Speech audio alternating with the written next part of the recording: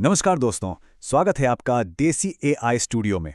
आज हम बात करने वाले हैं एक ऐसी दुनिया के बारे में जो न्यूयॉर्क जैसे जगमगाते शहर की सड़कों के ठीक नीचे अंधेरे में सांस लेती है।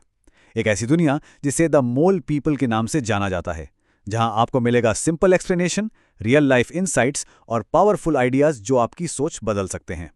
तो चलिए इस रहस्य की परतों को खोलते हैं।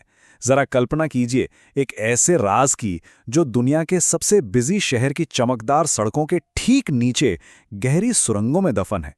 ये एक ऐसा राज है जो हमें सोचने पर मजबूर कर देगा। कभी सोचा है कि जब हम किसी बड़े शहर की भीड़-भाड़ वाली सड़क पर चल रहे होते हैं तो हमारे पैरों के ठीक नीचे एक और ही दुनिया मौजूद हो सकती है, एक पूरी की पूरी सभ्यता। जी हाँ, न्यूयॉर्क के बारे में ऐसी ही अविश्वसनीय कहानियां दशकों से लोगों को हैरान करती आ रही हैं। देखिए, सालों से ये अफवाहें गूंजती रही हैं कि हजारों बेघर लोगों ने न्यूयॉर्क की विशाल और अंधेरी सबवे सुरंगों में अपनी पूरी बस्तियां बसा ली हैं। उन्हें नाम दिया गया मोल पीपल, एक ऐसा समाज जो हमारी दुनिया से कटकर अपनी ही शर्तों पर जी रहा था। पर सवाल ये है कि क्या ये सिर्फ कहानियां थी या इनमें कोई सच्चाई भी थी? इन अफवाहों के शोर के बीच एक पत्रकार ने इस अंधेरे में उतरकर सच को बाहर लाने का फैसला किया। ये है जेनिफर टॉथ। जब एक स्टूडेंट ने उन्हें यह हैरान कर देने वाली कहानी सुनाई तो उनकी जर्नलिस्ट वाली जिज्ञासा जाग उठी। उन्होंने इसे सिर्फ एक कहानी मानकर खारिज नहीं किया, बल्कि खुद उन सुरंगों में उतरने का साहसी फैसला किया। और लगभग 1 साल तक उन्होंने उस भूमिगत दुनिया की पड़ताल की ताकि सच सबके सामने आ सके। तो जेनिफर ने उन अंधेरी सुरंगों में आखिर पाया क्या? क्या वो सुनी सुनाई बातें सच थीं या फिर सच कुछ और ही था? चलिए मिथक के पर्दे को हटाकर असलियत का सामना करते हैं। देखिए, सच जो है ना, वो कल्पना से कहीं ज्यादा पेचीदा था। कहानियों में तो कहा जाता था कि नीचे नरभक्षी और मॉन्स्टर्स रहते हैं, यहां तक कि उन्हें चड्स भी कहा जाता था। लेकिन जेनिफर को वहां क्या मिला?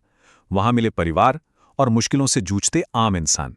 मिथक था कि नीचे बड़े बड़े ऑर्गेनाइज्ड शहर बसे हैं, पर असलियत में वो छोटी छोटी कामचलाऊ बस्तियां थीं। और जो बाहर से एक थ्रिलिंग एडवेंचर लगता था, वो असल में एक बेहद कठोर और खतरनाक जिंदगी थी। हाँ, ये बात सच है कि 1980 के दशक में फ्रीडम टनल जैसी जगहों पर बड़ी बस्तियां मौजूद थीं, जहां 50 से भी ज्यादा लोग एक साथ रहते थे।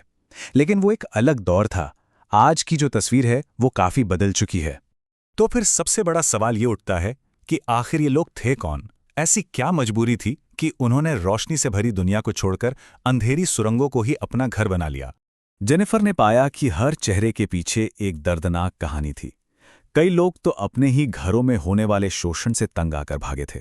दूसरों के लिए सड़कों के खतरों से ज्यादा ये अंधेरी सुरंगें महफूज थीं। कुछ नशे की लत से जूझ रहे थे, तो कुछ, और ये काफी सरप्राइजिंग है, कुछ ऐसे भी थे जो अच्छे परिवारों से थे, जिनके पास कॉलेज की डिग्रियां थीं। उनके लिए ये सिर्फ मजबूरी नहीं, बल्कि एक सोचा समझा फैसला था। और शायद जेनिफर की सबसे बड़ी और चौंकाने वाली खोज ये थी कि उस अंधेरे में केओस यानी अराजकता नहीं, बल्कि इंसानियत थी। वहां लोगों ने एक दूसरे के सहारे परिवार जैसी कम्युनिटीज बना ली थी। वो अपने दुख और अनुभव एक दूसरे से बांटते थे और उस मुश्किल हालात में एक दूसरे का सहारा बनते थे। इस समस्या की गहराई को समझने के लिए बस एक आंकड़ा देखिए। अक्टूबर 2021 में न्यूयॉर्क शहर के शेल्टर्स में हर रात औसतन 48,723 लोग सोते थे। और याद रखिए, ये सिर्फ ऑफिशियल आंकड़ा है। सड़कों और सुरंगों में रहने वालों की गिनती तो इसमें शामिल भी नहीं है। तो इस पूरी कहानी और इस अंधेरी दुनिया की यात्रा से हम अपने लिए क्या सबक ले सकते हैं? मतलब, ये कहानी हमें असल में सिखाती क्या है? जेनिफर टॉथ ने अपनी किताब में एक बहुत ही गहरी बात लिखी है। उनमें और सतह पर रहने वाले लोगों के बीच की रेखा बहुत पतली है, इतनी पतली कि ऊपरी दुनिया के लोग इसका एहसास करना भी पसंद नहीं करते। शायद यही इस कहानी का सबसे जरूरी सबक है। ये हमें याद दिलाता है कि हम सब की जिंदगियां कितनी नाजुक है और हालात किसी को भी कहीं भी ले जा सकते हैं। तो अंत में सवाल यही रह जाता है, क्या ये लोग सच में अदृश्य, मतलब इनविजिबल हैं, या फिर हमने ही उनकी तरफ से अपनी आंखें फेर ली हैं? तो आज के इस विश्लेषण से 3 बातें याद रखने वाली हैं।